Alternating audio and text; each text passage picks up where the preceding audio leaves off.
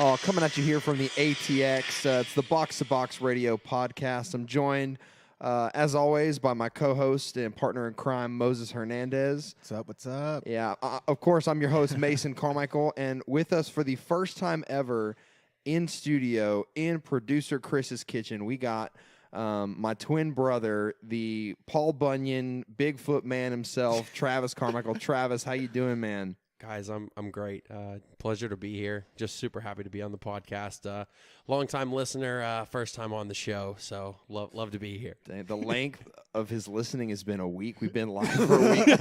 This guy is literally That's tuned commitment into right there. That's dedication. I did commitment. subscribe. If you're listening, go subscribe. Yeah, we're on iTunes. We're on Spotify, good of shout. course. We'll post a little RSS link on Twitter. If you don't know what that means, it's basically nerd lingo for something you can click on and stream on your phone. But yeah, Travis, welcome. We're glad to have you as another analyst here on the Box to Box Radio podcast. He is an official. Yeah, we initiated him and everything. He drank the Kool-Aid. It was great. Yeah. I mean, yeah, that's kind of weird, but but hey, like I said, love soccer. Love to be here. Some great guys sitting next to me, and let's get it going, man. Yeah, for sure. How are y'all's weekends? Y'all have a good weekend or? Yeah, it was good. I caught a few games. Yeah, no, well, I hope you caught a few games. That would kind of defeat the purpose of Just the a bit, didn't podcast. it? So, you know, Yeah, in the words of the great analyst David Goss, are you watching the games or are you just looking at the stats? And so we better be watching the We're games. watching Shout games, out, trust shout out me, to yeah. the homie Yeah, this is- David Goss, This ain't the no legend. game. Yeah. So where were you? What whet your appetite this weekend as far as games? Were you going local? Were you going international? Like what were you looking into? I actually went local. I caught the Austin Bold game. Ooh. Yeah. Does not sound optimistic there. I mean, it was good in a way, but they lost 1-0. it's not a horrible result. Not too bad, but they didn't excite me. They didn't give me much to kind of to go off of. They technically bunkered in for 87 minutes until they got scored on, and then they decided to kind of let's attack now. Yeah, I mean, to be fair, they played Sac Republic. Sac Republic's a really good team. Yeah. And also that's a hard atmosphere. They played away, and that's a club that has been trying to get an MLS team for a long time now. So Yeah. 1-0's not horrible for your second game ever. So not crazy. Yeah, news dropped this week out of Sacramento that they have stadium renderings that have been approved by the mayor for a soccer-specific stadium in the Bay Area. They're just waiting on approval for their owners to foot the bill for it. It'd be privately funded. They'd also have some development. It looks a lot like Austin FC's stadium deal where they have a lot more to offer on that land besides the soccer-specific stadium. So keep an eye out on that. MLS, again, trying to expand to 28 teams by 2020. And I'm glad to say that we're probably going to get there 2021, which is a good goal. So Yeah. yeah, I'm and looking forward to that. That's yeah. actually exciting. I agree with you about the Bold. I think it's kind of funny. Their names kind of this game was kind of counterintuitive because I don't think they did anything bold. No. I think they went on the road. They kind of sat back. And that the thing is that this is a tactic that they started since the very first game. Yeah. And I would understand, a few games, but I mean, I have a different theories, and I have a different look at it, and I don't really enjoy the whole boring. Let me sit down for 90 minutes and just watch a team defend. Yeah. Yeah, I mean, I think we'll see. Honestly, in my opinion, I don't think that they're gonna pull out many points with that. We'll see. I mean, hopefully you think it's just a kind of an adaptation to the league, and hopefully they kind of figure it out and get better as they go on. But I think they need to kind of build a better home atmosphere, and once they do that they can kind of get more points. Yeah, for sure. Austin Bold, not looking too exciting in that game. Of course, they did get a win. They registered a win so far last week against San Antonio. Kleber, the legend. So keep an eye on the Bold. All things Austin soccer. We're here for Austin Anthem as well. We're so pumped about that MLS team. But guys, as far as where I went this weekend, I was feeling a little bit south of the border. I was getting a little bit of that good medicine, or I guess not medicine. I guess a little bit more of the virus, because I'm Where did you terminal go? with CCL fever. I definitely tuned into the CONCACAF Champions League games, and that's kind of where I wanted to start us a little bit here, guys. Is let's break down those games. So first one, we had Tigres at home versus Santos Laguna. Vamos, Santos. Travis Carmichael, huge Santos Laguna fan. Hercules Gomez, if you ever listen to this podcast, Travis would love to pick your brain about all things Santos. So yeah, we go to Monterrey with Tigres playing at home. Tigres 3-0 winners here. Edu Vargas in the 8th minute with the first goal. Then we had Enter Valencia, the brace, the Everton legend, 37th minute. And guys, I think this was just a complete performance from Tigres. I think that they went out, they took care of business. Yeah, I mean, I think it helps when Gignac isn't playing and he's in the stands watching that you have Eder Valencia that you can just throw on that has Premier League experience and scored 2 really nice goals. Vargas is always a threat for sure. Tigres just has a good squad, and they put it on Santos early, and Santos just couldn't recover. So we'll see if they can come back in the second leg, but I have my doubts, man. I love Santos, but I have my doubts. Yeah, I agree. Tigres is in great shape. They have quite a bit of depth as well. But yeah, I'm excited to see how the next leg goes. Yeah, I'm going to disagree with you guys about Santos. I think Santos got a chance of coming back in this one. I mean, we saw what they did against the Red Bulls.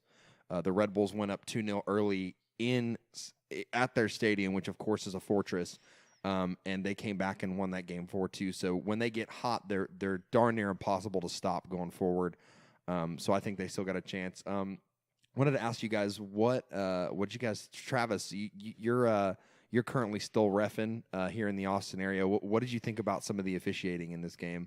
And especially from an Austin man himself, Ismail Elfath was reffing. Ish, if you ever want to come on the podcast, man, you are always welcome. We would love to talk all things soccer with you, whether that's reffing, whether that's your time in MLS, whatever. You got free reign, buddy. But give me some. How do you think he did? Do you think it was a good game for him, or? Yeah, I mean, I think you can tell very early on in the game that he has very good player management skills. 3 minutes into the game, he's already, the Tigres players are going at him, and he uses his big size to kind of get in the face and says, "Hey, no more. I'm in charge here." He's a big man. He's an a absolute big man. unit. That's a skyscraper out there. Yeah, so it managing a game helps when you're big, but I mean, the audacity to him go in there in Tigres at home and that just hostile environment and say, "This is my show. We're done. You're not going to talk to me like that." And it really set him up for success for the rest of the game. I think he's incredible, and I think he's the best ref in MLS for sure. Yeah, and there's actually rumors that he could potentially be reffing a World Cup pretty soon. That would be big time. Yeah. Big time for Austin and for the U.S. as well. He is up there with quality level refs, and I've seen a few of his games, and he does a phenomenal job. He's very firm, and it's like you don't walk on him type of thing. Yeah, and nice to see an Austin guy getting some international success too in a bigger tournament. Last thing on this game, then we got to move on. Score predictions. We're going to start with Mo. I'll go ahead and say 2-1 Tigres. 2-1 Tigres in the second leg. All right, yeah, fair enough. I'm gonna go. Man, the adrenaline junkie in me wants to see a 3-0 Santos, and so we go to overtime, penalty kicks. Really? Edu Vargas buries it upper 90. Oh my goodness! Yeah. in the dying embers of the shootout. Tigres go on to the final. So that's my score prediction. Honestly, 3-0 Santos at home. Penalty kicks ensue, and madness in Santos as well. All right, Trav, what you got? Man, this guy really likes to see a good show, doesn't he? He's trying to get everybody to watch the game. I love Santos, but I'm here for the theatrics, bicycle kick from the 50, and for the show of it. I love it. Yeah, I mean, I love Santos, but I just don't see him coming back. I think they win 2-1 at home, but I think Tigres goes through to the final and gets to play the winner of Monterrey versus SKC, which we'll talk about here very shortly. Oh, man. Yeah, for sure. Monterrey over there having a scrimmage within themselves. Oh, geez. Yeah, good transition there. So Moses and I, if you didn't tune into our last podcast, we both predicted that Kansas City would come out of here and at least get a result in the form of a draw or a win. Closer. What did I say? I think you said it was either a 2-1 loss or a draw. Something close. I don't know. We have audio evidence of what we said, so We can't hide behind Thanks, anything. producer Chris. Yeah, I don't Appreciate want it. Our takes I don't want are to jig myself here. our takes are final and on the record, but this one was an absolute obliteration. 5-0 in Monterrey. Goals by Pabon in the 7th and 76, Hurtado in the 14th, Gallardo in the 55th, and then of course the penalty by Sanchez. Guys, the thing I noticed about this game right off the bat is SKC looked exhausted. They looked like they had no gas left in the legs. They look like they look like a team that hasn't rotated their squad all season, Peter Vermees. They look like all of their guys were just, they were struggling because the altitude's a little bit higher. I know they did all that special altitude training by, going and practicing in Utah at the beginning of the season and having the players sleep in those oxygen chambers as well. Really That's good technology side, from Peter Vermees' men, but they just looked too tired and they looked outbested. And to be honest, the defending from the center backs was just atrocious all night. Yeah, I think the biggest thing for me is a little bit disappointed in tactically how Sporting Kansas City set up. I think the reality of the situation is when American teams go to Mexico and you play in the altitude and the smog and against teams with a very good environment, the culture there is very different. Fan base too. Jeez, man. I was disappointed to see them come out with a 4-3-3. I would have much rather to see a 4-5-1 and maybe have Kellen Rowe come in for Russell. I think Russell, the game didn't fit him. When you ask Russell to defend, I think he struggles a little bit. And I would also maybe like to see Rodney Wallace come in, maybe play Gerso up front by himself, try to get in behind. I don't think Namath did a lot up there by himself. And then it's just the transition to the game was weird. I just every Santos goal you're looking at a 4-on-4 and I'm looking at Monterrey. I'm sorry, correction, thank you. Every Monterrey goal you're looking at a 4 versus 4 and it's 4 SKC defenders in the box, no midfielders, and 4 Monterrey attackers. Yeah. I disagree about the Namath thing because if they are going to come out in a bunker, and I'm a firm believer that formation does not equal tactics and vice versa. So I feel like the formation wasn't the issue. I feel like their tactics, they tried to possess the ball too much. Peter Vermees has said from the beginning that's what he wants the identity of his team to be this year, is a possession-based team. And I don't think that if you go down to Mexico playing in this tournament where obviously the salary cap is a huge hindrance and you're not going to have the level of talent, you have to figure out a way to compete. And so I think they should have sat in a little bit more compact. I also agree. I would have started Rodney Wallace over Seth Sinovic because Pabon on that side was so quick and Sinovic was a little bit too slow for him. And that's where I felt like SKC got exploited was on the wings. They were just way too outmatched. Graham Susi had one of the worst games I've ever seen him play. He was a giveaway machine. And so I think that, it was just the way they played, the way they tried to go out there and boss the game. It was brave of them, but I think it was stupid too. I think it was really foolish. It wasn't smart at all. Even Tim Melia, who normally is on fire, I don't think he played that well. And to be fair, as a goalkeeper, I don't think he got a lot of help. But man, you got to realize when you're up against it, and you got to try to park the bus a little bit. And I don't think they tried to do that. Okay, question real quick. Yeah. Do you guys think it could have been a confidence high coming away from a huge victory? And we talked about this last week too. We talked about how they got the 7-1 win, and I thought that one goal would have humbled them a little bit. But I think Peter Vermees basically gathered the troops together before the game and said, "Hey, look, we just smacked the team this weekend 7-1. Like we can play with the best of them. Go out there and play your game." Which I think there were moments in the first half where SKC got stuff going, but again, the transition moments weren't there. They looked exhausted. Yeah. And so today in their game against Cincy, I'm glad that Peter Vermees kind of rotated the squad a little bit because they looked exhausted. Yeah. And then, like you guys were saying, the altitude does play a difference, and the environment does play a difference as well. Very much I could only imagine how it feels playing out in the mountains. Yeah. All right, so before we get into MLS action for the weekend, we're going to do score predictions for the second leg of this one. Gentlemen, be kind. In all honesty, 4-2 Monterrey. Really? Yeah. You think Monterrey is going to come in and win? To the cold Kansas City weather. Oh, man.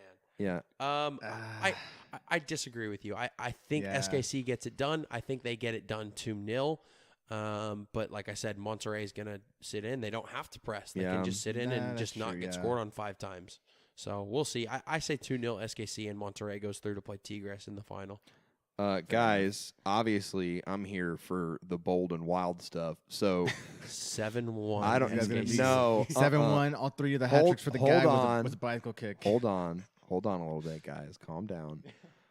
So for those of y'all that don't know, this weekend Monterrey played Toluca.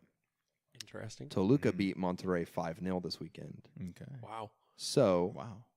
in theory, SKC beats Toluca in the Champions League. So Toluca beats Monterrey. Therefore, SKC will beat Monterrey 5-0 at home in Kansas City. Again, we're going to go to PKs.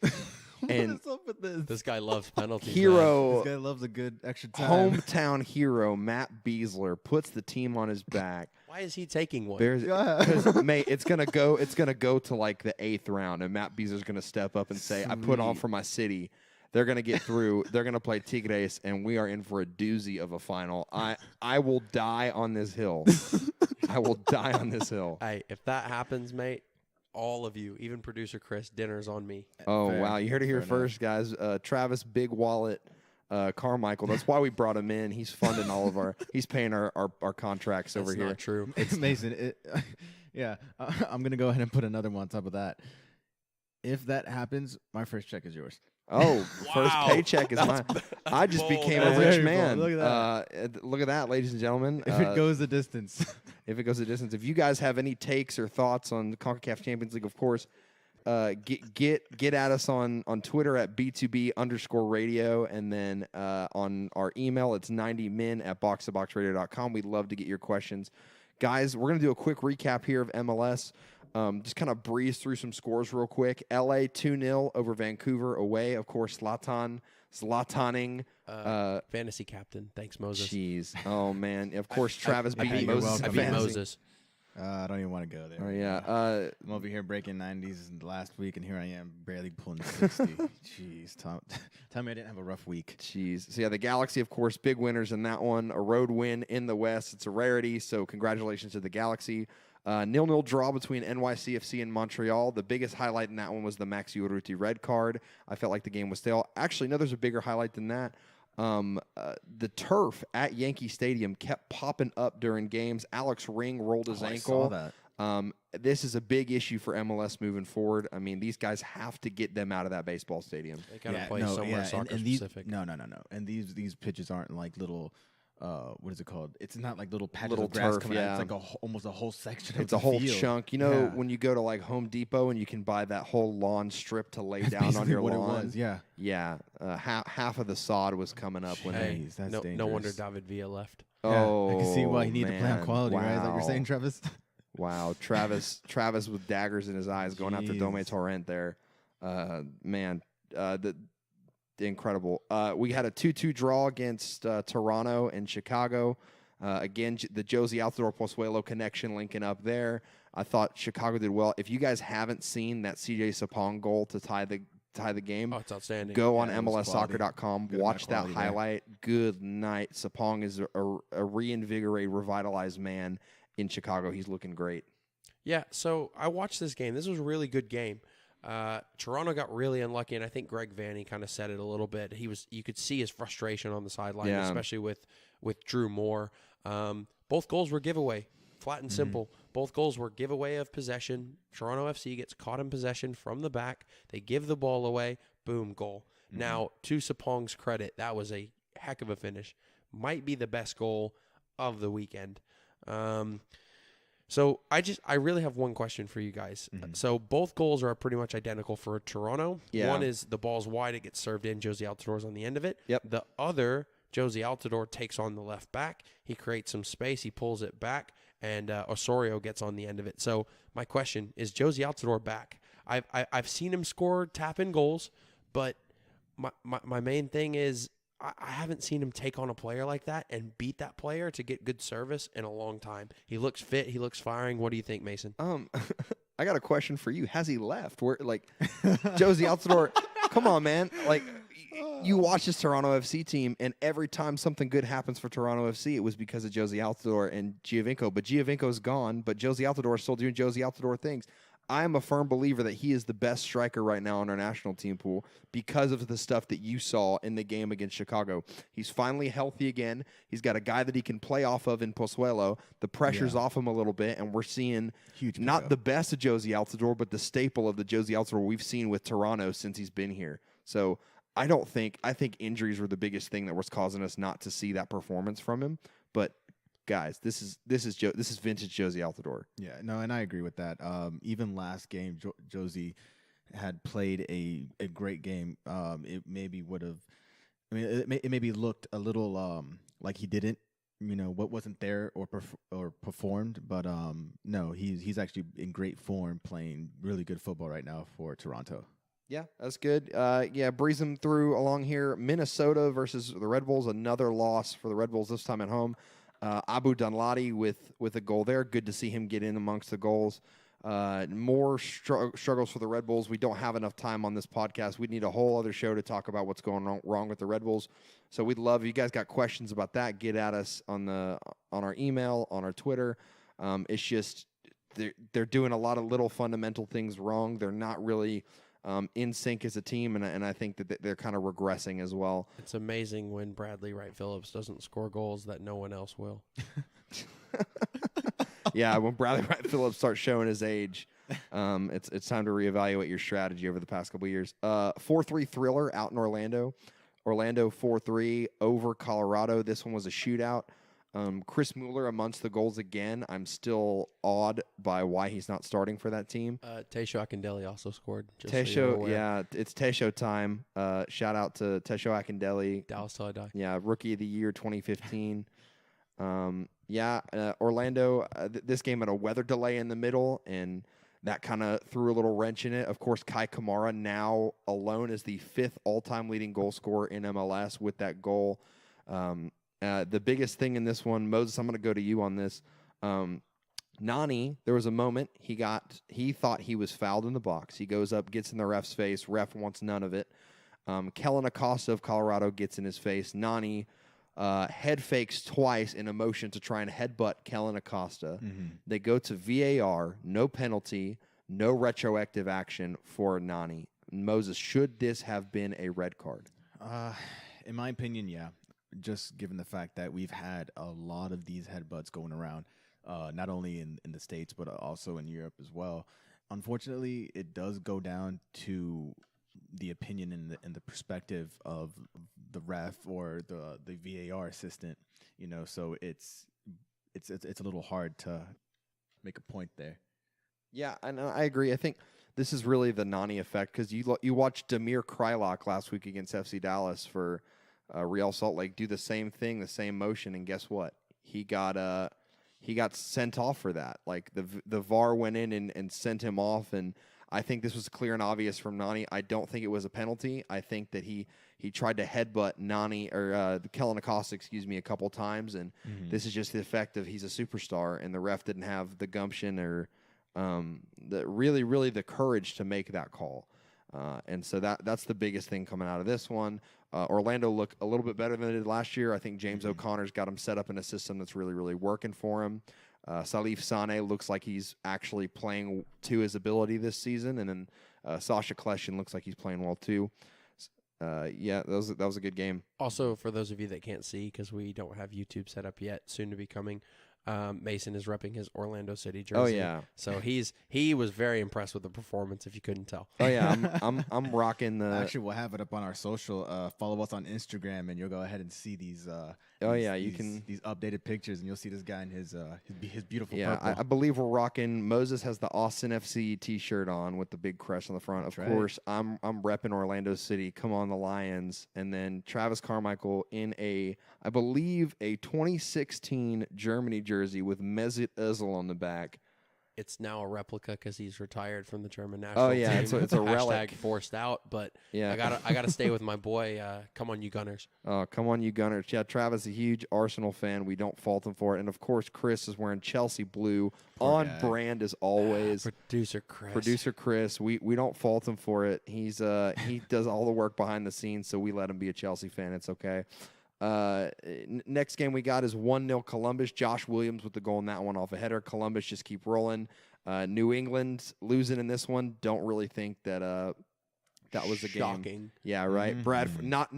Not enough culture in that locker room. If you ask Brad Friedel, the players don't try hard enough. Fans aren't waiting by their car to beat up Scotty Caldwell. Yeah. I think that it just wasn't a good performance again from New England. I think it was a good defensive display again from Columbus, and I'm glad to see that they're keeping rolling on winning games. I think they're one of the teams to watch in the East this year. Trav, what do you think about that? Yeah, I think Columbus, they've looked good, man. I think it's going to be interesting to see pre-Zach Steffen and post-Zach Steffen. That's a good call. Zach Steffen is the best goalkeeper in the league, but, I mean, it might come to a surprise. It's not Bill Hamid, despite some of the things he said. Zach Steffen is the best goalkeeper in the league, and when he leaves, we'll see what happens. I know they have they have a plan to kind of replace him and move forward. But yeah, I think they're good. They're well balanced. Jossie Zardes is doing well. He's doing good things. He still can't finish as much as I'd like him to. Hey man, you leave Jossie Zardes alone. He missed a sitter this weekend, man. But I like him. He's good. He works hard. I think it's a good system. And for them losing their coach, I think they've done very well. Mm-hmm. Yeah, agreed. And then the nightcap last night, we got Seattle 1-0 over Salt Lake. Nicholas Lodeiro with the goal in that one. Vintage Seattle performance. They got up early. They kept the ball. They did good things. They had one minor scare, and then they saw out a good home win there against Salt Lake. Salt Lake, again, not being impressive this season. They're not really getting the results they want. And then finally today, 1-1 Cincinnati SKC. Cincinnati, again, getting a good result. The only real thing I noticed in this one is as far as depth, Cincinnati really doesn't have any attacking pieces that they can bring off the bench. And so I thought that was something that they really need to address in the summer if they want to be more competitive. Guys, I want to throw it all to you guys. We each had, if you notice, if you're religiously following Major League Soccer, like we all are, you've probably noticed that we left out 3 games. That's because each of us picked a game this weekend that we kind of want to all address and get a little bit more in depth. And so we're going to start with Moses' game. Moses, which game did you got? What was your pick? I had picked San Jose versus the Timbers. That was actually a very exciting game, given that both teams were coming off of losses. They're both struggling, or they would both be struggling right now. San Jose had came off of 3 losses already, as well as Timbers. So coming into the game, it was a very exciting game to see, given that also San Jose is sticking to their tactics. I don't know if you guys watch Major League Soccer or anything like that and follow it religiously, but Coach Almeida actually wants to stay with his tactics and trust his formations and tactics in bringing them the victory. It worked out Saturday pretty well. Quakes dominated the game by playing with the width that Coach wanted them to play with, and by doing that, it created chances for them to get in. And the pressing was good. Their possession was well. Timbers just didn't look like they were in form at all. 60 minutes in, they all looked dead. Yeah, I agree, and I think the confidence is low from this Timbers team as well. I mean, you're starting the game on a road stretch. You're not really getting the support and backing of your fans. You're having to get on a plane every week, which we know in Europe, those towns are probably like an hour, 2 hours away, maybe 5 hours at max. You're having to fly cross country in MLS, and so all that travel really takes a toll on you, especially for this Timbers team that's on a 9-game road stretch before they go home and open up the renovated their renovated stadium. But I think the changes in this one were positive from San Jose. Yeah, Flo Youngworth comes in at center back. He looked like a calming presence. Mm-hmm. Finally, we've been screaming for Jackson Ewell to play center mid. I mean, he's a U.S. Youth International, looks really, really calm on the ball. He started. He was really, really good. They took out Vaco, which I think he's a really, really flashy, good player, but he's not a guy that's going to really sell out in defensive work for Almeida's man-marking style that he likes to play. Mm-hmm. So I think Salinas out wide instead was good. Obviously paid off because he got the goal. And then Denny Houston for Wando. I love Chris Wondolowski, but I don't think he's a starter in this league anymore. I think he's a bench guy. Bring him off the bench, have him score late goals. That's fine. I was disappointed not to see him today, but I think that it was really, really good. Yeah, and also given on that point, Almeida actually says that he believes that, you know, if a player isn't contributing to the way that he wants, you know, the players and the tactics to go, he's gonna find somebody else to. And I feel like they have decent depth for that. Yeah. I mean, it showed in the game. There were new subs coming in. Actually, Danny Hassan had his first goal for the season his not would say his debut, but his first start for the team, and he scores. Yeah, and I know Travis is a really big Danny Houston fan. He was great. I mean, I think Chris Wondolowski has definitely accepted his role as kind of a, for lack of a better term, cheerleader. I mean, he's a really good locker room guy. He can come on, he can score late goals, but he was the first one to celebrate when Houston scored, and I think he's such a good leader and a professional, and I have a lot of respect for Wondolowski as well. Yeah, if you guys didn't catch that game, go back on ESPN Plus. The recap will be up this week.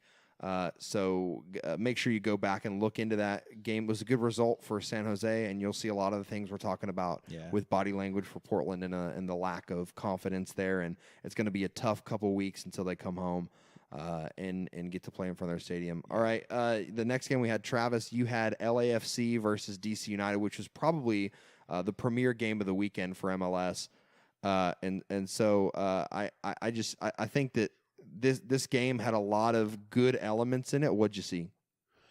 I think this game is very telling from two standpoints. One, LAFC is the team we think they are. LAFC is very good. I think they're the best team in the league. Obviously, with SKC going down and getting smacked by Monterrey, I think that changes everything. DC is still a very good team, but when you give the ball away 3 times in your own half for the 3 of the 4 goals, it's just not good enough. So it was a very big game. Carlos Vela is excellent. He missed a penalty and he was still great. The great Bill Hamid couldn't even keep him out. The best goalkeeper in U.S. soccer history. Oh yeah, he'll tell you how good he is. Brad Guzan is just not good enough. Not good enough. Yeah, not as good. But no, I think LAFC is very good. I think Bob Bradley is one of the best coaches in American soccer history. I think that guy is great. He gets the guys going. De Rossi looked very good. Diego Rossi was man of the match for me. I mean, he had a hat trick. It's hard not to be. And then obviously Wayne Rooney, consolation red card at the end. It was a bad tackle, but he knew. I don't think it was intentional, but he still got him. But DC was just not good enough in their transition to attack. They gave the ball away. They were very flat, and LA just wanted to go at them. Yeah, I want to actually bring that up to Mo as well. The Wayne Rooney red card, you and I were talking about it a little bit this weekend as well. He's an experienced player. It's not really a tackle you see from a guy with that much experience and the guy with the band on, but talk to me a little bit about what you thought about this red card. Was it intentional? Was it an accident? Do you think maybe the game was a little bit too intense? Like, give us a little bit of your thoughts on that. I think given that, you know, they're down 3-0 with 69 minutes left, you can see that he's frustrated. You can see that the team's frustrated. And at that point, you're seeing that, you know, he had a bad touch. He's just gonna go for it. He overcommits, gets the guy with cleats in above shin. I mean, I feel like it was like you guys said. He knew what he was doing. At that point, like I said, you've got 20 minutes left in the game. You know, it's 3-0. What really do you have to lose? Yeah, I feel like just frustration, emotions, that gets the best of you, and even tired legs. Yeah, I think Wayne Rooney's a professional. He's been all over the place. He's one of the best players to ever play the game, and I love Wayne Rooney because he wears his heart on his sleeve. Yeah, I don't think it was malicious. I think it was, I need to get the team going. I need to win the ball, and so I think he kind of blindly went into a tackle. Yeah. Now that being said, it was a bad tackle, and he knew immediately. And so you can already see it was yellow originally, and then VAR changed it to red. Yeah. Shout out to VAR. But Rooney was already taking the captain's band off. He knew he was very sympathetic about it. But it is what it is at this point. Bigger storylines on the game. Mm-hmm. Yeah, and I agree with that. I mean, and Rooney even came out after the game and publicly apologized to his teammates, and he said that he does believe it was a red card, and he thinks that he deserves it. So, again, this was touted as the 2 best teams in the league playing against each other, and LAFC actually most impressively went on the road and throttled DC United. So, bunch to look out for there in the race. I'm going to move on now to my pick of the weekend. which is kind of a little bit of a different pick. I want to go with the game that intrigued me was Philadelphia Union versus FC Dallas. Good pick. Yeah, shout out FC Dallas. Dallas till I die. Travis's as well. Absolutely. Oh, yeah. So I like this game because it was a cagey affair, and what really, really impressed me was FC Dallas started 5 homegrown players. You had one guy make his 3rd appearance for the club. You had one guy make his 2nd appearance for the club, and then in Brandon Cervania, you had a player make his debut for the club, and then you had Thomas Roberts make his debut start for the club for FC Dallas. And this is a team that is built on homegrowns. You had 6 homegrown players play in this game, 5 starters, to them, of course, Brandon Cervania coming off the bench. And if I'm being 100% honest, they did not look as out of depth as I thought they would. Of course, Dallas having to rotate their squad because, first of all, there was injuries. Second of all, you had a team violation, a rule violation from Jesse Gonzalez, Carlos Gruezo, and Pablo Aranguiza. They did not suit up for this one. Interesting to see if anything more comes out of that, but I know it's looking like Luchi Gonzalez is going to be a bit of a stickler for the rules in his first season. He's not going to be laissez-faire with the players. But I liked this performance from Dallas. I liked the goal from Reto Ziegler. What a banger. I think Travis and I were talking about it before the podcast, and the announcer said the goalkeeper wasn't even in the same area code. Andre Blake just kind of completely missed it there. And then good performance. You can't take anything away from Philly. They rallied late. Great goal run into the box laid by Ale Bedoya, slotting it home left-footed. And then, of course, that's always a penalty kick with Matt Hedges. So He's lucky to not have been sent off. I think it was a denial of a goal-scoring opportunity for sure. Mm-hmm. Oh, it was. Yeah, I think he definitely was bringing down Fafa Pico. Another one that I wanted to look at, too, and that was the kick out that Reto Ziegler had on Fafa Pico where he kicked him in the chest. That easily could have been a red card as well. But good game here. Really, really cagey. I think the other thing that stood out to me was FC Dallas really didn't play the possession style that they're used to. They kind of had to sit in, and the young kids kind of had to figure it out. I mean, you had 17-year-olds through 20-year-olds making debuts or playing their, not even having amassed 1,000 minutes in MLS play yet, and they're out there giving it their all for the team. And so I think it was a really, really good learning opportunity for these kids to go on the road. And then they weren't that far off pace. If defending would have been a little bit better in the midfield and the forward line, and the defenders and the midfielders would have been connected a little bit better, I think Dallas might have taken all 3 points in this one.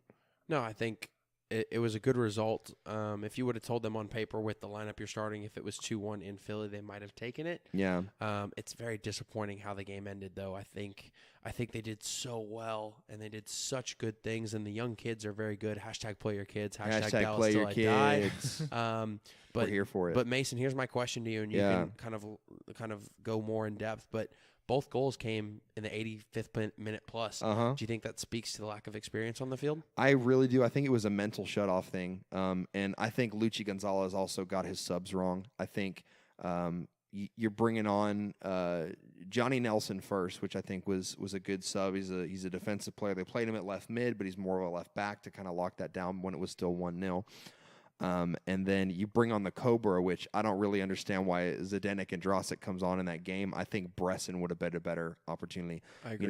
Throw another center back on the field, sit in, be compact, win your aerial duels. Because if you look at the 2 goals they gave up, it was Bedoya coming in, cutting in on an overlap when they switched him to right back at the end of the game and getting space in between the center backs and slotting it home. And then the penalty kick, that opportunity doesn't happen if you got another body back there to kind of clear that ball out. So I think the subs were a big thing in this, and I do think that it was lack of experience here. But ultimately, really good performance here by the Philadelphia Union. They keep rolling. They look good. Brendan Aronson is a youth product for them as well. He looked good, as well as Austin Trusty. So they had a really, really good match. Guys, that's all we got this week for MLS.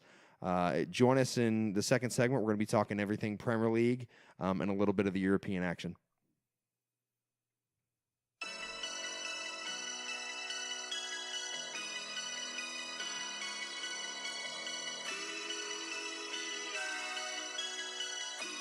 Coming at you back here from the ATX Box to Box Radio. First segment, we talked a lot about CCL, some MLS previews, and our thoughts on all that. Now, guys, we're hopping across the pond, Gubna. We're going to be talking a lot about Did you like that English accent, by the way? We're going to be talking a lot about. I know some subscribers that will be offended. Hashtag the Reading Rainbow. Henry and Bevan. Shout out to them in Reading. Oh, yeah. Henry Farragher, the Reading Rainbow, always with the hottest takes about the Premier League. That's where we're going to start. We're going to start with a little bit of a Premier League recap. There's one game in here that I really, really want to highlight, and then we're going to kick it over to Travis for some analysis as well. The one game I really want to highlight was the first one. We did the midweek games on our last pod, but Southampton-Liverpool.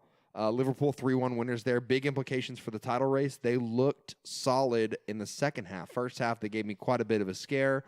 But guys, I got one question for you. Who do we got? Mo Salah. We got Salah. That's right. Mo Salah finally back amongst the goals, and what a peach of a finish that was. It was all right. It was from the Egyptian king. Goals in this also by Henderson, and then Naby Keita grabbing his first goal for Liverpool. And, of course, the lone goal for Southampton was from Shane Long, the Irishman. Good, solid performance from Liverpool. They're keeping on rolling, keeping pace with Man City. I think this is going to be a title race for the ages.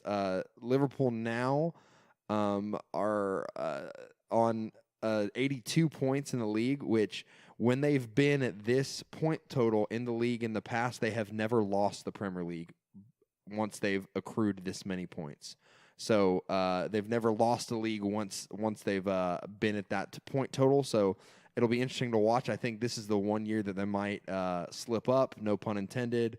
Heartbroken there. Hashtag Steven Gerrard. Oh, geez. Fall on the floor. Man was one step away. Oh, my gosh, guys. Killing me.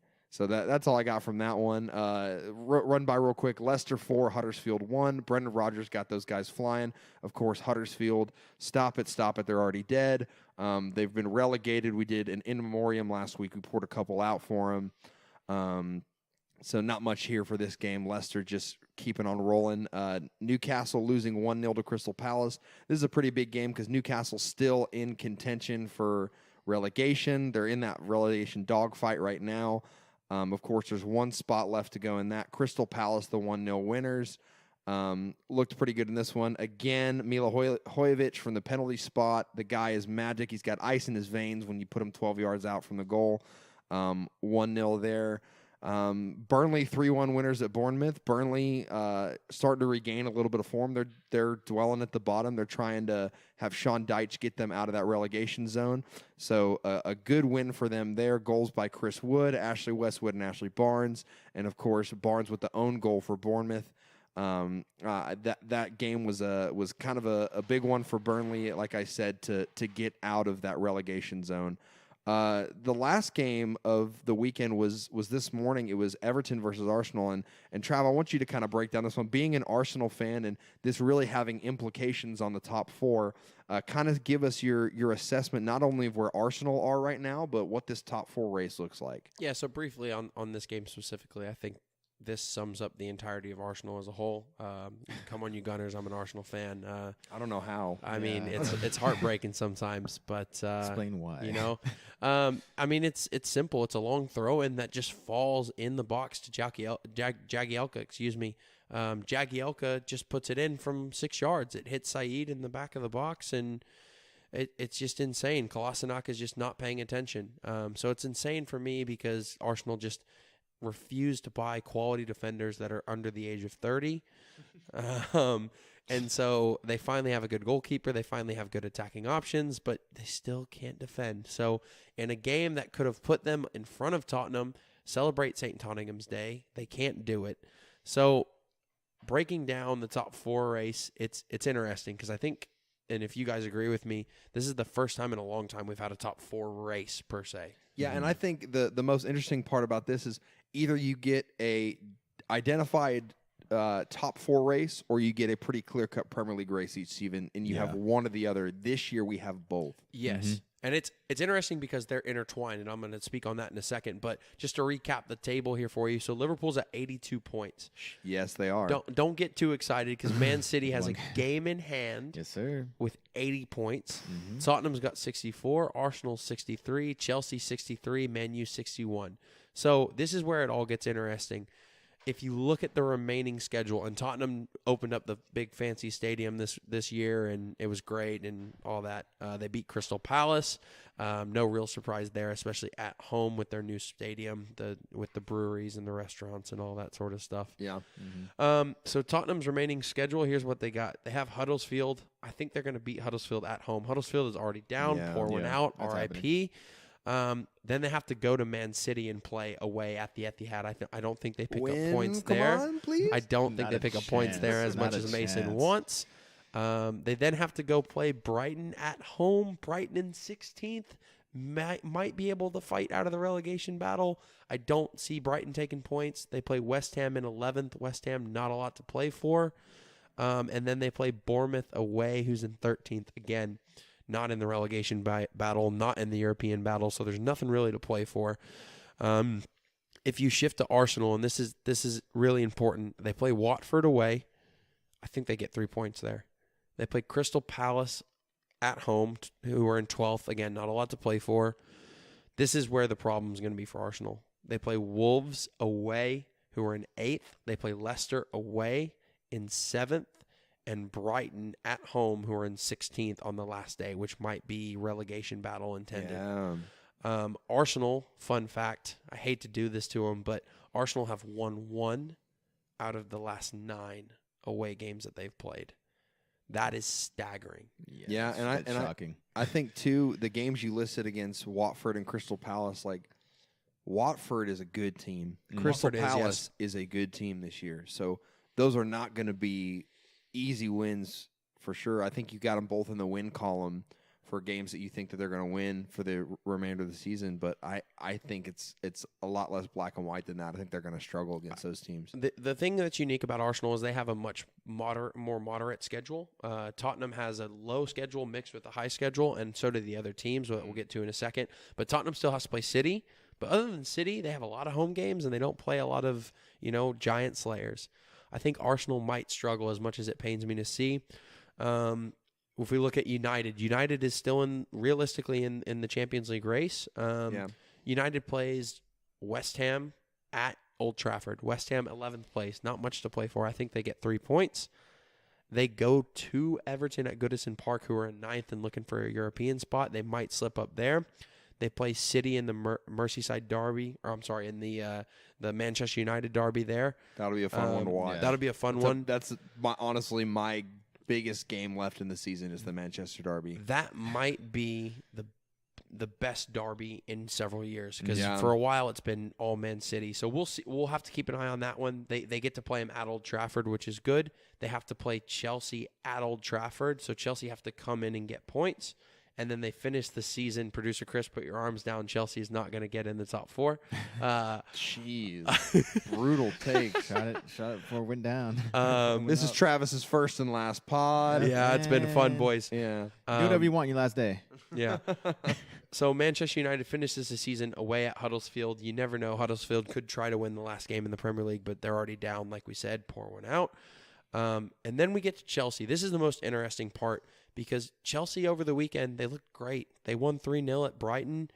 But here's the thing. They played Hudson-Odoi.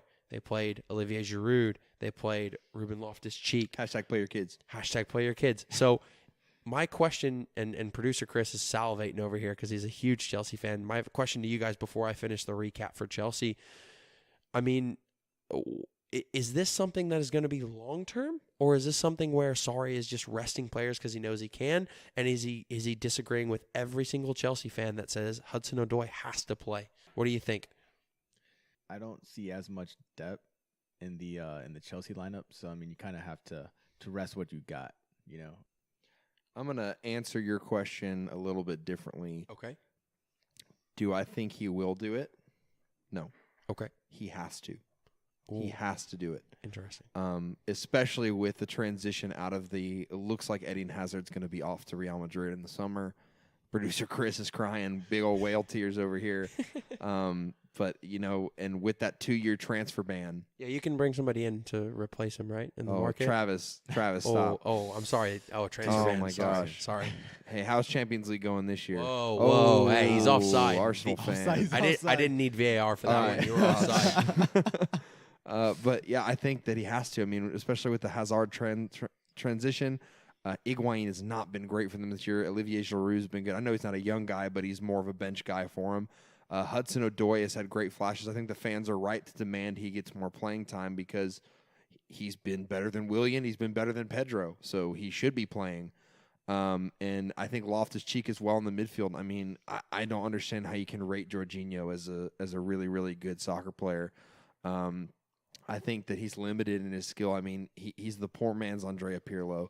He's a deep-lying playmaker, and in the Premier League, with it being so physical, I don't think that he's able to thrive in that role. I don't think the Premier League is suited for him. I think in Serie A, there's a lot less physicality. It's a lot more possession and ball movement. I think that really suited him as a player, and I think that honestly suited Sarri's coaching style as well. He's not used to the physicality, so I think that I'd be shocked if Sarri was back next year.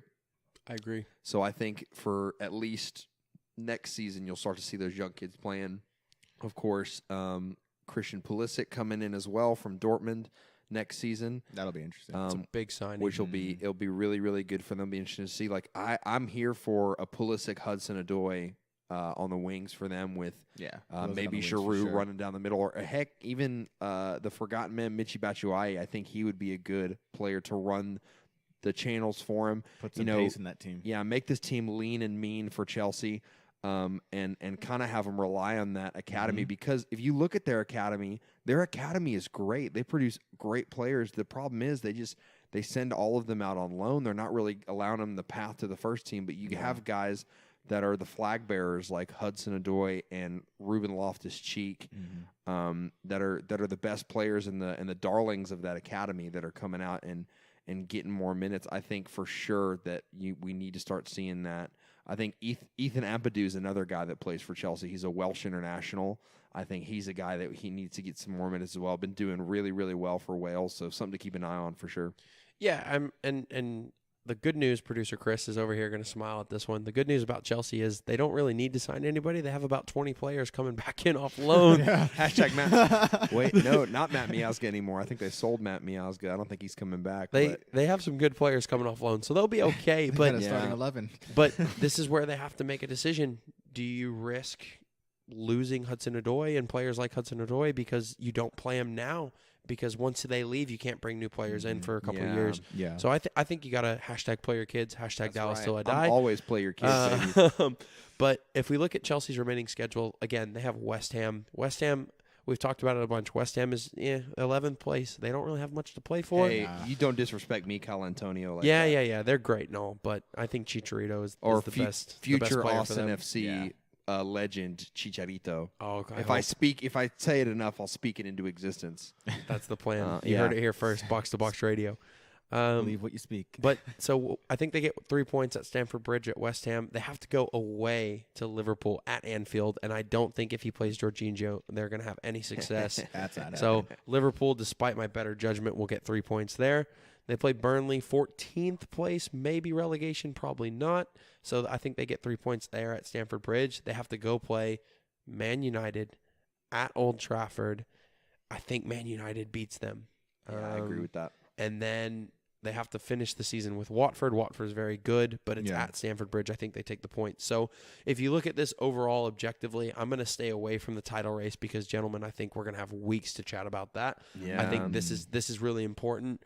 I think out of 15 possible points, I see Arsenal taking 11. I think they're going to win 3, and I see them taking 2 between Wolves and Leicester. I think they'll tie Wolves and Leicester away. Their away form has been atrocious. But I do like Unai Emery and some of the things he's doing. I think Tottenham take, as much as it kills me, 12 of 15. I think they lose to City and beat everybody else. I think Chelsea take 9 of 15. I think they lose to Liverpool. They lose to United. I think United take 10 of 15. I think they beat Chelsea. I think they lose to City. I think they draw against Everton. So I have it finishing out that Tottenham finishes in 3rd. Arsenal will sneak into 4th and win proverbial fourth their place. 4th place. Arsenal.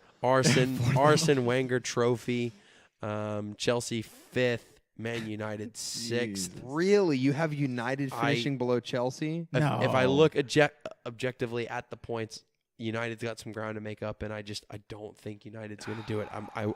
I think United's going to be great next season. I'm not a United fan, but I believe that Man United is in better form. They're right a better now. team than Yeah, Chelsea. They're in better form. They have picked up a huge 360 and turned this thing around. So I don't see Chelsea losing to West Ham, Burnley, or Watford. I see them losing maybe West Ham, maybe Watford. All 3 games are at home. I don't see it. Yeah, but has Stamford Bridge really been a fortress for them this season? Or, I mean, that's fair. You never know which Sarri comes out. Like I said, I think Yeah. I think this was a 1-week pattern. I don't think it's going to change anything, and he might run the ship into the ground. I would love it because he's not in charge. Kepa's in charge, so we'll ask Kepa how they're going to do. Easy there. So hey, I support ABC. Anybody but Chelsea. Actually, guys, I'm actually getting a rumor report here on my Twitter feed. Kepa to be the new manager of Arsenal. Wow. Hashtag. I think he'll actually sign for Chelsea. I mean, he's already been given the reins this season, and he's getting them close to top 4 in Champions League. So. What's that chant? I believe it goes something like "He does what he wants." Yeah, something like that for Kepa. He does what he wants. That's some Kepa. But Kepa Arrizabalaga. That doesn't really flow very well. Fix it. You tried. But that's what I got for you guys. As much as it kills me, I don't think Arsenal set up St. Tottenham's Day this year. I think it's going to be Tottenham 3rd, Arsenal 4th, Chelsea 5th, Man U 6th. I've said it on the radio, so if I'm wrong, get at him on Twitter, folks. The first person to call me out on Twitter, if I'm wrong, I owe you a beer. Game on. Yeah, we might have a T-shirt for you as well. If you call any of us on our BS on Twitter, we might have a T-shirt for you. We'll dig around in Chris's closet and see if we can find something for you. I'm specifically looking at you, Travis a day. Hashtag Travis a day. Come on. Oh, jeez. Yeah, that's pretty much all of our action here from the Premier League. And exciting to look forward to, not only the title race but the top 4 race as well. Guys, I want to transition us now to the FA Cup semifinal. Mo, we're going to start with you, Mr. Man City over here. Like we said last pod, he bleeds City blue. Moses 1-0 win here from Manchester City with early goal from Gabriel Jesus.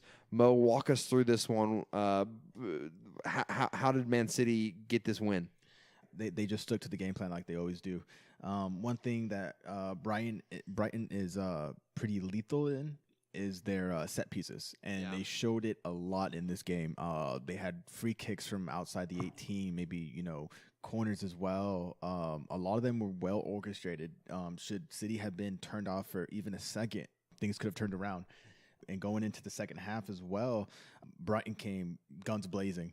First 15 minutes, Man City was very confused. I won't lie.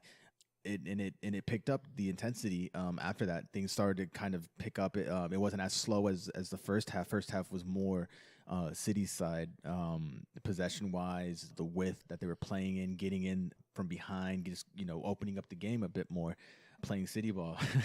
But yeah, it's a good win. Again, De Bruyne was on the assist for Jesus' goal early in. But yeah, City's main key to this game was their possession and their transitioning from losing the ball to getting it back. So, yeah, I think all good points there. That's the way that Pep likes to really play the game. I am astounded that you guys were able to shut down English footballing legend Glenn Murray, the ageless wonder. The bald spot on the back of his head, ball in the back of the net. I mean, this man is a legend. I love me some Glenn Murray. Yeah, I mean, Trav, what did you think of this encounter? No, I mean, to be fair, it's a really good finish from Gabriel Jesus. I think moving forward, that kid's going to be definitely a bright spot. But you have to credit Brighton. Brighton came out and they fought and they clawed in typical English style, and they defended well, and they really tested Ederson and the game. Man, the game got a little chippy at the end. There was some conflict, some contact. Moy, what did you think about some of the contact there? It was another crazy headbutt moment in Europe's side. Honestly, I felt like the yellow card was well deserved. If you noticed, John Paquette, he actually steps on Kyle Walker's inner thigh. He did. He did. He stomped on him. Yeah. It wasn't I'm sorry. It was a hey, get out of my way. I'm walking here type attitude. You know what I mean? And I'm honestly that's why Walker got up the way he did, and went aggressively. I mean, to be fair, I would kind of be upset with that too. Absolutely. And so going into the second half, he does get subbed off. You can see definitely in his face he was torn by that. But again, you lose him, and you don't have a good right back in the final. It will affect moving on. Yeah, and for those of you guys that maybe didn't see the game, this was the incident between Kyle Walker from Man City and Jahan Bosch from Brighton. Got in each other's faces. Travis, do you think this could have been a red card offense? Or So here's the biggest thing for me is like Moses said, I think spot on. There was a kick out. There was kind of a lash out. He stepped on him going in. Kyle Walker got stepped on. It was a play where Walker was shielding the ball out. They both fell, and he kind of stepped on him. Walker got up and he gave him a nudge with his head, but he didn't go forward. He kind of slid his head down. So for me, it's not a red card, but I could absolutely see that if it could be a red card. The referee, I think, did well. It didn't want to ruin the game. He went double yellow. I would have maybe liked to see VAR. I don't know if they used VAR. It actually went to VAR. Did it go to VAR? Yeah, okay, that's good. VAR, yeah. FA Cup, they use VAR. Premier League, they're adding it next season. Yeah. But yeah, this was definitely going to VAR, which makes me think that the call was a little bit more credible and stood up a little bit because they got a couple decent chances to look at it. Yeah, absolutely. Yeah. It's a game of opinions, but for me, he's he's sliding his head down. He's not going forward. It's not that aggressive. I think agree on that. The referee double yellow was spot on. He kept the game in check without ruining the game. So that's my opinion. I concur on that one. Again, how it's a game of perspective and opinions. If some refs will see that as a red, some won't. Some will call it as a yellow. So it was well handled though in the end. Well handled. Yeah, for sure. Of course, City, another final for them, another chance at a trophy. No one, I think, really surprised with this result. Maybe the scoreline was a little bit more in check than we all predicted it to be, but by far the most run-of-the-mill of the two semis. Guys, it was a really good game, though. Yeah, it was a great game. Watford 3-2 over Wolves, and this is not as black and white as it seems. No. Goals in this one from in the first half, he had Doherty opening up the scoring for Wolves. And then Wolves go up again with Raul Jimenez, which he scored a peach of a goal. And then, of course, Gerard Deulofeu, the Barcelona Youth Academy product at the 79th minute, pulling one back. And then Troy Deeney, last kick of regulation with the penalty kick, which was a bit controversial, I'll say. Not a foul. Okay, we'll get into that in a little bit. And then in the 104th minute, Gerard Deulofeu again with the winner. I don't remember which one of the goals it was, but oh my gosh, the first one was the first goal. Yeah. The kids watching at home, if you can go find a highlight of that game, watch the technique that he just absolutely lashes at it with his right foot and curls it top bins. Hashtag top drawer techers from Gerard Deulofeu. Probably learned that saucing on people with Messi at La Masia. The composure, man. Trav, I'm going to throw this one over to you. This is the game that most interested you from the weekend that you watched. Give us a little bit of a synopsis of this crazy outing. Man, what a great game, and I love Watford. I'm a big Watford fan. I used to use them as my FIFA team. They love to defend, and I beat Mason many a time, as he can attest. Love to defend. I will not confirm that on the radio. No, and I think Wolves this season have been incredible. If you look at their style of play, they go out, they try to smash teams in the mouth. They beat Man United twice in a row. I definitely think that Wolves go at deeps. Yeah, I would agree with you as well. I think Wolverhampton has been one of the darlings of the Premier League this season. They have all of those Portuguese signings, and of course Espiritu Santo bringing in players that he's familiar with. Diego Jota has been really good. Of course, Raul Jimenez has got his start with them from Benfica. They announced this week a little bit of news that move is now permanent. He's not on loan anymore. They retained his services for the next few years and signed him to a contract. But, this was a crazy game. Yeah, I mean, it's one of those things where you look at Wolves, and it's like Wolves have taken care of Watford. It's over. Doherty goes up early, gets a good header, scores the goal. Raul Jimenez scores a fantastic goal late in the second half. Yeah. Dude, he pulled his inner Zlatan. He brings it down off his chest from the set piece, leaves his feet, solid volley, upper corner. I mean, it was a great goal. But the big storyline here, Deulofeu does not start the match. And it was an intentional selection by the manager to mess with the mentality of Deulofeu. And guys, I got to say, he was spot on. It worked. Yeah, Marco Silva did a great job with this.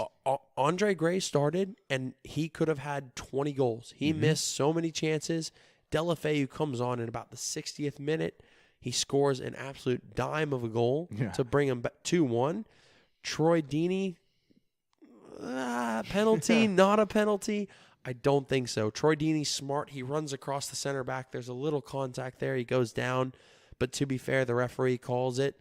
Did not go to VAR. Did not need a second opinion. But Troy Deeney absolutely smashes it. Rudy gets his hands on it, and it was too hard for him. He just absolutely smashed it. Yeah, and I think that's something that I was frustrated with in this game. I mean, you have VAR.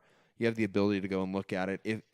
If you have any question, I mean, denial of a goal scoring opportunity, it is one that you need to review. It's in the laws of VAR. Denial of a goal scoring opportunity is an automatic review. I don't know. I don't understand why the ref didn't go over and take a look at this one. I think he had it in his ear, and they felt that they didn't want to waste the time to go look at it. With it being the last kick of the game, I disagree. They did look at Raul Jimenez's goal. He was close to offside, but the back foot kind of held him on. So he did really well there to stay onside. But the whole story of the game is Deulofeu. He comes on, he gets the goal, he changes the game. In extra time, he wins the game. He gets the third goal. So Jota comes off because Wolves are trying to defend the game, and they think they've won it. Last kick of the game, Troy Deeney scores. Deulofeu goes on. He scores the third goal. They go up 3-2. Deulofeu kind of rolls his ankle in a challenge here, there, kind of injured. 10 minutes ago, I think he decides he doesn't want to defend. They sub him back out. Like, it's a miracle, especially with the with the fourth substitution rule in the FA Cup. If you go to overtime, so they used the fourth sub, and he looked at the bench and said, "Yeah, my ankle hurts. I don't want to defend." So they subbed him back off. Like, it was incredible, man. But great game. Deulofeu definitely came on, and if you ask Deulofeu, what would happen if you start the game? He'd say, we would win 2-0. But I disagree, and the manager was spot on. Excellent man management, great choice, and they're going to play City in the final, and they might. What do you think, Mo? Are they going to beat City? No.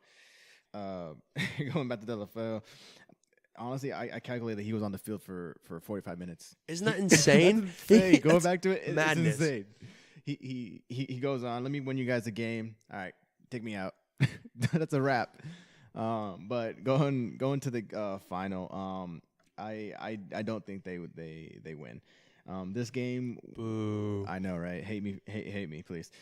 This game had a lot of excitement in it, but I just don't think that that Deulofeu and his team has what it takes to take on City. Brighton was different. City missed a lot, in that game, but in my opinion, just the way that City plays, how well they are informed, the depth, I think City takes it. Yeah, and that's why I kind of want to bring it to wrap up our FA Cup coverage here. Mo, you think City's going to win it? What's your score prediction for that one? I say 2-1 at first leg. 2-1, okay. At Wembley, final, 2-1 Watford. Deulofeu gets one. Troy Deeney penalty at the end. Game on. If you disagree, at me on Twitter. Mason, what's the Twitter? The man loves it. You don't even know our Twitter. Wow. It's my first time on the show, man. Yeah, Come on it's now. very apparent too. Give the man the assist. At B2B_radio is our Twitter. That's B2B_radio. Get us with our takes. Call me out for being harsh. Call Travis out for not knowing the Twitter. So I'll say this: the first player the first listener that calls me out and says I'm wrong for the 2-1 Watford win, and I'm actually wrong if they don't lose, invite to come watch us film the next show, and I'll buy you dinner. Boom. Oh man, you don't want them to come look at our faces while we film this film. I mean, the only attractive one out of the bunch of us is Chris. So. Producer Chris just killing the game, man. Yeah, Chris and Moses are brothers, and Mo did not get the looks gene that Chris got. Speaking of looks, I don't think there's going to be many looks in the final. I think it's going to be a cagey 0-0 draw, and man, I'm team penalties all the way. This is 3 times in a row. Love a good penalty. It's nice to have a brand. Okay, it's nice to have. If you're a professional, which I consider myself a professional, he's a professional. Producer Chris, verify. It's nice to have a brand. And my brand is chaos and penalty kicks. That is my brand. This guy is saying that it's going to go penalties all the way to the goalkeepers. I think something crazy like that. Ederson skies his penalty kick. Oh, heck no. The man, have you seen that man's distribution? There's no way. He's slotting it. Yeah, he's the second best Brazilian goalkeeper at distribution. Easy. Easy. So I think Watford will take it in penalties because I love the upset, and I just can't stand Man City. And if they lose, I think it'll kind of backslide them a little bit in the league title race. But no. To be fair, I actually got to defend Pep here. On that one, Pep actually doesn't even consider getting all 4 right now. He's like, it honestly. Well, you have to say that. You have to say that. Yeah. Hey, Eden Hazard, are you going to Real Madrid? Oh no, I love the club. Want to score goals for the club. Pretty sure I saw you at the airport in Madrid yesterday. Fair point. But in all honesty, I think they have a lot of other big titles that they can go for and they can achieve, and I think it'll be an even bigger achievement, winning the Champions League and maybe win the league, So I think, 3 out of 4, I think that's okay. Yeah. So if it were to happen, but it won't. My question for you guys, and don't answer this because I feel like we're going to talk about this later this week, and for Mason as well, but especially Moses. And please weigh in, tweet us, email us, give us your feedback. But does City win the treble? That's my question. Don't answer. Sit on it a little bit. Let's talk about that in the next episode. Mull it over. If I'm fortunate enough to be invited back for Box to Box Radio, see. but please let us know what you feel like. Give us a shout. We'll if you give us a good question, we might even read in our mailbag. So get on the show. Yeah, and we would definitely have some goodies available for our favorite questions in the mailbag. We're talking T-shirts. We're talking maybe we'll send you an autographed picture of Chris. We'll it's send gorgeous you that. Shout you out, tag you in a few. Our Box to Box radio calendar. I'm Mr. February. It's going to be great. Oh my goodness. That's a great place to wrap up our FA Cup coverage. But guys, we don't just want to stay in England for this segment. We want to hit on some 2 big games that happened around the world. So Moses, as you know, is a huge Barcelona fan. Yes, sir. Barcelona Atleti this week. Big controversy in that one. Walk us through what happened there. Barca played great. First 15 minutes, both teams had many chances. Jordi Alba even having a huger chance hitting off the post. Great save. Giving himself a wall pass. That's what he was doing. Yeah, Jan Oblak, man. Shout out. Man of the match. I respect that guy. I think Ray Hudson may have said Messi would have won that one, or maybe he did. Magisterial. But honestly, Mr. Ray Hudson, I gotta go with Oblak. You gotta give that man credit. That guy kept him into the game, even with 10 guys. Honestly, that game it could have been 10-0 easy. Given that Acosta gave himself a red card, basically. That guy is a loose cannon, I tell you.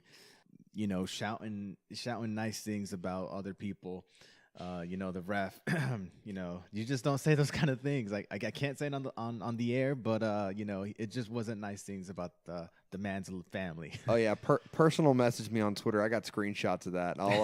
I'll send that to you happily. Can't send it through the work account because we gotta run a tight ship here. We're a family organization. Yeah, we're a family. Yeah, we're play your kids, but we're also have your kids listen to our podcast. So hashtag play your kids. Hashtag Dallas till I die. That's right. It's nice to have a brand. We're bringing that back up again, but.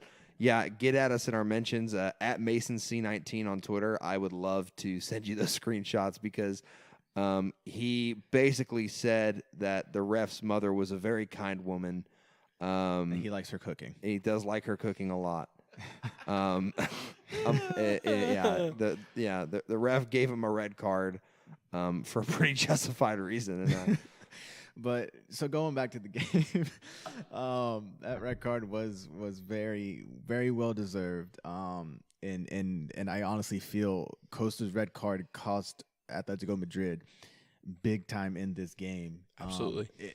Because the game itself wasn't a bad game. Going 10 down. I mean 10 down. Sorry, right? Everybody went off the field that game. No, going down to 10 men.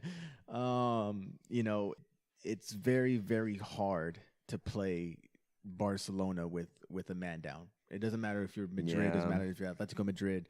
Barca, they will infiltrate your defense very, very well. Yeah, and I think, man, I love Atletico Madrid. I love Diego Simeone. He's my favorite coach. Like, defensively, the mentality, they're so good. Oblak is so good, and Costa just doesn't fit the mold. And it was a foul that wasn't really much, and he just really sent himself off, like you said. But also something I want to point out, and Moses, I'll get your opinion on this as well, is after the send-off for Costa, there were several Atletico Madrid players in the face of the referee that actually laid their hands on the referee, grabbing his hand, stopping him from going from the card. In my book, they got lucky not to get sent off as well. What was your opinion about that? That game could have become a 3v3 game. You know, Atletico would have been down to 3 men, you know, having a kickabout in the corner by themselves. The Barcelona would have taken that game easy. But I would pay money to see that, by the way. I agree. Not my own money. An Atletico Madrid Barca game turning into a 3v3 tournament for the fun. But no, Travis, you're absolutely right. Putting your hands on a referee should be an automatic red card. There's definitely a line there. There is, yeah. Maybe the ref had, you know, other thoughts going on, but he did give out a yellow card though for at least one of those players. Yeah, he did. So I guess I believe. Correct me on this if I'm wrong. I think it was Godin. Godin was in there trying to you know, kind of mix it all up. But I think it was Godin. 6 or 5 of them there. I think the ref handled that one pretty well. But although I red card should have been maybe. Yeah. So title race over, Mo. What do you think? For Atletico, yeah. They had a chance this game, but they lost it. I agree. Costa lost it for them. Yeah. Big game, of course, implications on the title race. Big confidence boost to Barca as they go into Champions League this week as well. Of course, 2-0 win for Barca. Goals in this from Suarez and Messi. Pretty late goals in this one. It was a pretty cagey affair, even with the red card in there. That's our biggest game out of Spain. We're now going to flip it over to Germany. In Der Klassiker, it was a big title implication for this one as well. I only think it's fitting for our resident German expert in his Germany jersey today to break down this one for you. Travis, well played. 5-0 thrashing of Dortmund by Bayern Munich. Kind of walk us through what happened here. This game in one word is scared. In all seriousness, you look at Dortmund, and they're such a young team, and they've done some outstanding things this season. But people freaked out in the start. Bayern Munich, they're too old, they're too slow, they're not going to win the league, and Bayern kind of put away the critics, and you could just feel week after week after week, just Bayern's catching Dortmund, and you can see it on the faces of Dortmund. And today, man, they were scared. I mean, De Hood hit the post 2 minutes in, and that was Dortmund's only chance. From there, 0-0, hits the post, has a shot, but other than that, every set piece Bayern Munich was on. Hummels scored early off a corner. Lewandowski scored an absolute peach of a goal. He picked out the center back for Dortmund. He picked the ball off of him and chipped the goalkeeper. We had Xavi Martinez hit one. The ball was bouncing around, and it came out, and he hit it.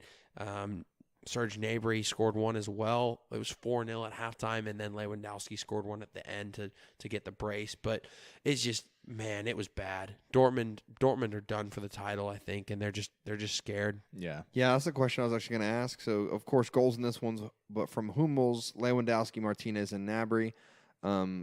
Travis thinks that Dortmund are done in the title race. Moses, what do you think? Are they done? Do they have a chance to come back? Honestly, I feel that maybe they have a small chance, but I don't think it's actually a realistic thing to say, to be honest. I mean, so right now the point, Bayern's only a point ahead of Dortmund. Bayern's sitting at 61 points with the plus 46 goal differential. Bayern is at 64 points. 64 points, excuse me. Bayern is currently sitting at 64 points with a goal differential of 46. Dortmund's currently sitting at 63 points with a goal differential of 31. But like I said, everything about this game just screams scared. Dortmund knew that Bayern was coming in and that they were going to jump them. So I think moving forward, I think Dortmund will hold on to second, but I don't see from a mentality standpoint Dortmund coming back from that, man. Yeah, and then an 8-point gap as well between second and third. I mean, shout out to RB Leipzig with Tyler Adams, boss in the midfield there. But great win for them, by the way, 4-2 over. They looked good. Yeah, they looked great. Yeah, I think it's a race for third place, and of course in Germany there's only 3 teams that make Champions League in that league, and so Leipzig and Frankfurt vying for that Champions League spot. But I do really think that this title race is still wide open. I think that Bayern Munich. They got a really congested schedule. Of course, they still got Champions League left as well, so they're going to be resting guys for that. So I think that they could potentially slip up a point or two here in the stretch. Yeah, and I honestly feel with Dortmund finishing up the season, they have Schalke and they have Mönchengladbach. I probably butcher that name. Yeah, Mönchengladbach. Yeah, as the resident German, I think bad. the pronunciation was pretty good. There we go. But yeah, they have 2 teams coming up in the next few weeks to months, and those 2 teams are going to struggle, in my opinion. One is at home, and one is away. Again, it's a tight race, like you guys were saying, but I honestly feel Dortmund finishes in second in this one, unfortunately. Yep, I agree. Yeah, and that being said, I think that congestion of schedule is good. Dortmund, they're playing a Schalke team. Of course, it's a derby, but Schalke has not played anything that resembles soccer this year. It's just been terrible. Of course, they got Weston McKennie out with his injury, but I just think that this is way too open of a door. The listeners back at home, that's the last little bit of the segment here, recapping everything big in Europe going on right now. Coming up in segment 3, we got a brief recap of the U.S. women's national team game, and then the mailbag.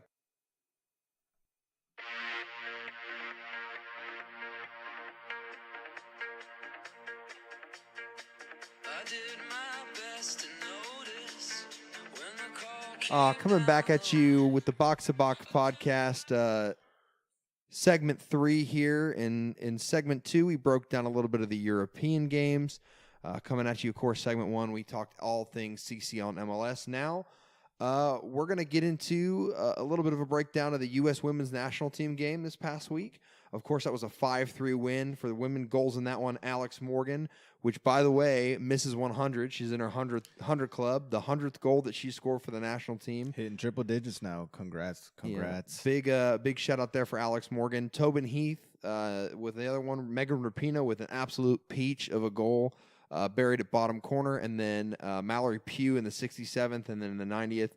Of course, for Australia, Devana, Ford, and Kerr with the goals for them. Guys, this was a really good tune-up game for the women for the World Cup coming up really here in the next 2 months. The only thing that I really want to discuss on this one is what did you notice tactically from the U.S. that maybe you saw that is either a good or a bad thing heading into the World Cup? And then what do you think our chances are as a nation when we go to France? I think first and foremost, this game is really overlooked if you don't look in and take the points that every single goal in this game was a great goal. Yeah, that's fair. USA, Australia, doesn't matter. All of the 8 goals were outstanding goals. Even shout out goalkeeper union. Goalkeeper had an assist on the very last goal for the United States. Jeez. Long ball over the top. Fantastic goal. I don't know. I think this is different from the U.S. teams of past. A lot of attacking threats. I think, obviously, Alex Morgan, Megan Rapinoe. You got Tobin Heath, Mallory Pugh. Like, you got some really good players. But defensively, I don't know. Defensively and from the goalkeeper standpoint, if they're going to be able to handle the pressure. I think the women's game has caught up in other countries. I think more countries, as the U.S. has expanded their horizon on it, have invested more time, more money, and better coaching into the women's game. So I think this World Cup is going to be outstanding. I think the U.S. will not dominate as in past. I think there will be some really good teams, some really good games. I think defensively will be the weak link and goalkeeping wise for the U.S., but offensively outstanding, and you could see some really good 5-3 games in the World Cup like you did this time. Yeah. I got to give it up to Australia. They've been looking pretty good coming up to this World Cup. Ranked 6th in the world currently. They've been putting on a good show. They're showing what potential they have going into the World Cup. Like I said, and I want to touch back onto the defensive side of our women's national team. One thing that I'm actually really excited about is seeing Miss Dunn play a lot more. She's getting senior moments now, and she's getting tested, like you were saying. She goes up the wing very well, and she contributes a lot to the attacking side of the team. Absolutely. Yeah, I think it's kind of a waste for her, though. I think the position of left back for the women's team has always been something that's been a little bit of a limbo. So she's really playing out of position as a left back, but it's really the only way to get her on the field. So I think that's something to watch with her defensively. I agree with Travis, too. I think we always, as a nation, kind of write off these wins for the U.S. women's national team of like, oh, man, yep, of course they won. Which kind of brings me to the point of tactically what I think, and also how I think they're going to do in the World Cup. So tactically, the thing I noticed in this one was there was a huge gap between the back line and the midfield for the U.S. Of course, they play a 4-3-3. The midfield looked just disconnected. There wasn't really any protection. I felt like the positioning of Becky Sauerbrunn was not very good for this game. And, of course, against Australia, your attacking talent's good enough to overcome that. But if you're playing England or France, which if the U.S. are going to get out of their group and do well, they ultimately will, because those are the two teams to beat in this World Cup, you're going to have some issues. So I think if Jill Ellis doesn't really work on that a lot with the team before the World Cup rolls around, and they don't focus a lot on defensive rigidity and that connection between the two lines right there, I think they're going to really struggle to lift the trophy in France, because I think right now France is the team to beat. So you do not think the Americans are the favorite to win the World Cup? I do not. For the first time in a long time, I do not. I think France is, of course, favorites. And then I think England is up there as well with the U.S. But I do think that this is the first time in a long time we've seen that multiple nations have a big chance at winning, that the U.S. women's team, I think, pretty heavily is not the favorite in this tournament. Interesting. Wow. That is interesting. That's a very interesting take there. Yeah, I think so. Would you guys agree with that, or would you guys disagree? I disagree. I disagree as well. I think they are the front runner. I mean, you have to take into account that they're the previous World Cup holder. I think they still have a good amount of leadership. You still have some veterans on the team. Obviously, Alex Morgan is getting to become a veteran, scoring her 100th goal. Carly Lloyd is still in the squad as well. I'd consider her a captain / a leader figure, getting up there in age. It's for me, it's going to depend. Can they bring the young kids in, and can they kind of get them up to speed?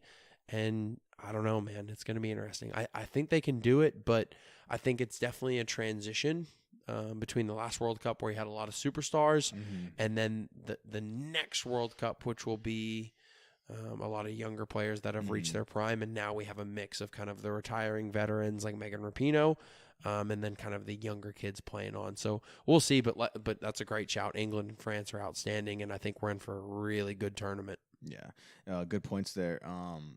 Again, right now where the women's national team is at, it's at that transition phase from going from your, like you said, your mature senior players, and obviously time does take a factor in it. Players get old, things like that. Sure. And so you have to bring in youth. So I feel like right now where we're at isn't so much as we can still compete. The World Cup won't be an entire issue, but transitioning in to the next generation of women, it'll be a little tough. Like you said, we have to be ready for getting the youth women ready and up to par for what the standards are. Yeah, absolutely. And I think the more the game grows, especially with kind of what we see in this country with the women's movement and the push for equality in the game. Equal pay for sure. Yeah, absolutely. Exactly, I think the more we see an equal push for the game for the women, the more popular it gets in the youth, and the more you have younger players playing soccer from a younger age on, then the talent's just going to get better and better. So absolutely, yeah. Yeah, and I agree. I mean, and also you're hearing us talk about the women's national team. Of course, we're watching the games, things like that, but we're three dudes talking about the women's team. We would love to get some ladies on here to get their opinions. We're hoping to have a U.S. women's national team former player in Abby Smith come on the pod here in a couple of weeks. We'd like to get her opinion on the state of the national team as well. So if you guys got any questions for us or comments or things you want on the air, please, again, get at us in the mailbag. That kind of brings us into a transition here to our mailbag questions. So the first mailbag question we got actually was inspired by one of our listeners. They wanted to know with the U.S. Hall of Fame votes coming up here pretty soon, they wanted to know who each of our picks, and of course they didn't know Travis would be on the show yet, so we're going to add Travis into this. Bonus pick right there. Who would our picks be for the Hall of Fame? Just to give you some notable names, Ernie Stewart, Eric Winalda's already in there, Marcelo Balboa, Brandy Chastain, Pele, even Eddie Pope. Some really good influential players, not only that are U.S. nationals, but influential on the game. So I'm going to start with this one, then I'll pass it off to you guys. I think the player I really, really think deserves at least a shout to be in the U.S. National Team Hall of Fame. I think my number one vote would be a guy like Clint Dempsey. I know I'm really, really biased here. He's from Nacogdoches. He's a Texas kid.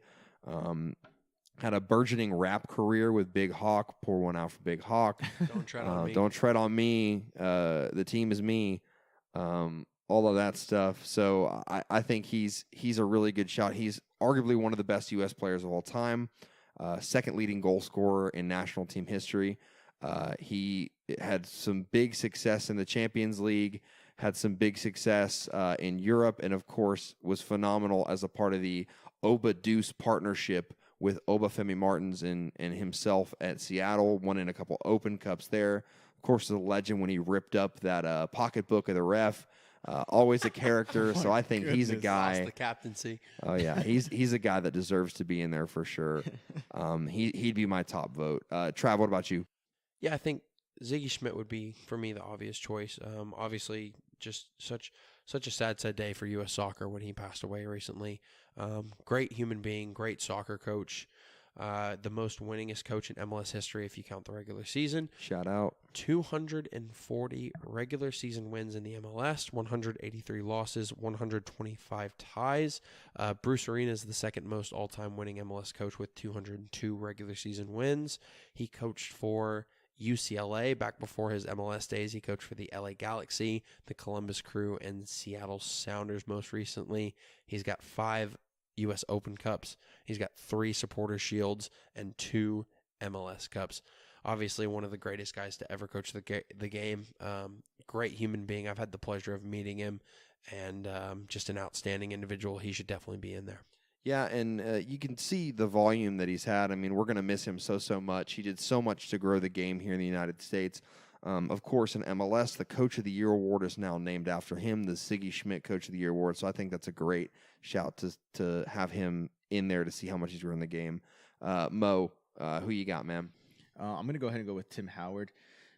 He's had such a great career, playing at such an elite level, playing for Everton, having great success there, and going into the national team. He actually is the most capped men's national team player. He with 121 caps, and even with his performance as well is what brings me to another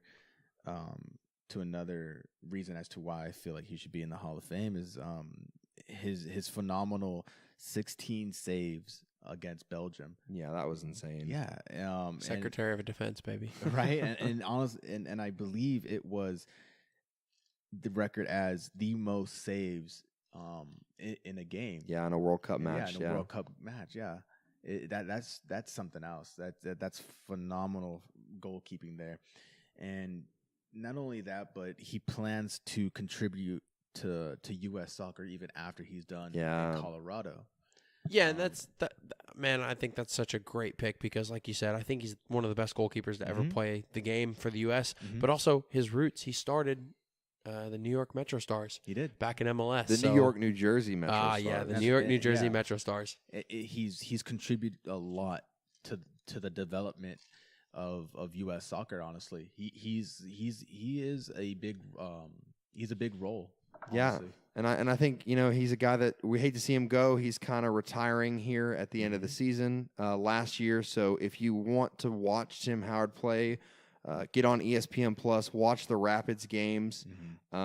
It's the last chance for you to see him, as well as fellow U.S. national team stalwart Nick Rimando as well. Yeah. The one player that I think we all left out that is an obvious pick for this is Landon Donovan. I know Travis does not like Landon Donovan. I really know that Moses is kind of indifferent about Landon Donovan, and for myself, I think he's a good player. I think he's everyone else's pick, but we're running out of time here. We got to move on to our next question, guys. Let us know what you think. Get us in the mailbag as well. Let us know who would you put in the Hall of Fame. There's a list on their website of all the players that have been inducted already. Send us an email at 90min@boxtoboxradio.com or hit us up on Twitter at B2B_radio on Twitter, and we'd love to hear your thoughts on this too. And then finally, our last mailbag question comes from a listener. His name is Greg. He lives in the Dallas area. Shout out to Greg for being our first ever official write-in for the mailbag. We had the Hall of Fame question posed to us by one of our buddies this week, but the write-in for the mailbag, we got the email from Greg. He comes in asking, so given the amount of homegrown players in MLS that have been playing this year, when will we see, or will we ever see, an all homegrown player starting 11 in the league? And if we do, which team will it be? Who wants to take this one? Who wants to stab this one pretty quick? Yeah, I'll take it. The answer is no. You will not see an all homegrown team. I think that's as the game shifts to more of a business model. The homegrown thing is very feasible for some players. You cannot have a full homegrown 11v11 team because you have to have at least one superstar that's going to bring in the people, bring in the tickets. You have to have some veteran experience to bring the young kids along. In a parallel universe, if it did ever happen, FC Dallas for sure, because that's their model. They're very good at it, but also the owners are cheap. Jeez. No punches pulled there for Travis Carmichael. I disagree with you on the fact that it'll never happen. Enlighten me. I think FC Dallas will be the team. I think you have to look at other teams like Salt Lake and New York as well. But I'm kind of going to go with a little loophole here. So MLS is becoming a selling league. So in order to become a selling league, you have to breed good talent, as well as buy young players from other leagues. But I think a lot of teams that don't have the salary cap or spending ability of, say, a Seattle Sounders or an Atlanta United, so like an FC Dallas, for example, they have to grow their own talent. And you've already seen this year, Dallas has played 6 players as homegrowns. So has Real Salt Lake. So I'm going to go with the fact that what if there's a team like Dallas that not only has players that are young guns coming up through academy, but also they have guys like a Weston McKennie or a Kellen Acosta that they're bringing back from overseas to finish out the twilight of their career in Dallas, and it's a destination they want to come back to. That is one way that I see it getting done. I think it's not that far away, especially with the way the league is trending as a selling league. Mo, do you have a pick on this, or you kind of agree with everybody? Or I agree. I honestly feel, though, with a little bit of Travis, I kind of don't see a starting 11 being all U.S. national, only because just how the business of soccer kind of goes. You develop players, yes, but they don't stay long enough to continue with that club. Think of it as, for example, Ajax. They have a phenomenal youth right now. Will they stay another year or two? highly doubtable. Only given that money becomes a factor. You start feeding people money, and you start giving them the idea of going out and becoming a better player under the guidance of so and so. The business side of it starts to come out. Exactly, under the tactics of this team, that team. So seeing it come to the U.S., I honestly don't think it'll happen just because of the business side. Yeah, I agree, guys. Great mailbag.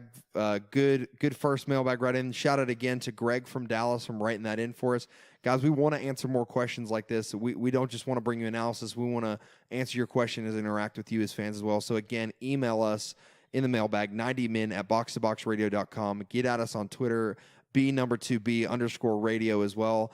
From all of us here working on Box to Box Radio, thanks for tuning in. We'll see you again on Thursday.